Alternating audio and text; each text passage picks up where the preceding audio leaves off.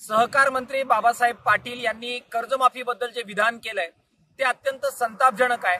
शेतकऱ्यांच्या जखमांवर मीठ चोळणारी ही गोष्ट आहे। अतिवृष्टीमध्ये शेतकरी हैराण आहेत। कर्जमाफीच्या बद्दल जे आश्वासन दिलं होतं ते न पाळल्यामुळे आणि अतिवृष्टीचा अध्यादेश सुद्धा जो शासनादेश काढला मदतीचा त्यामध्ये सुद्धा मोठा विश्वासघात केल्यामुळे अगोदरच शेतकऱ्यांमध्ये संताप आहे।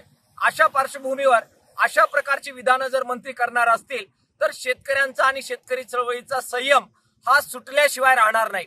एकीकडे शेतीमालाचे भाव पाडायचे, शेतकऱ्यांची प्रचंड लूट करायची, शेतीमालाचा उत्पादन खर्च वाढवण्याची प्रचंड धोरणं घ्यायची आणि शेतकऱ्यांना लुटायचं, आणि दुसऱ्या बाजूला कर्जमाफीच्या बद्दल त्यांनीच दिलेली आश्वासनं पाळा असं जर शेतकरी म्हटले तर त्यांची अशा प्रकारे थट्टा करत शेतकऱ्यांचा एक प्रकारे अपमान करायचा हे जर चालू राहणार असेल तर संयम ठेवता येणार नाही। अजित पवार साहेबांच्या पक्षाला मला वाटतं वाचाळ वीरांची शाप लागलेला आहे। असे अनेक वाचाळवीर त्यांच्या पक्षामध्ये जन्माला आलेले आहेत।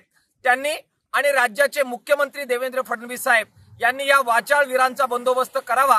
तो जर केला नाही तर शेतकरी चळवळीला हा मुद्दा हाती घ्यावा लागेल।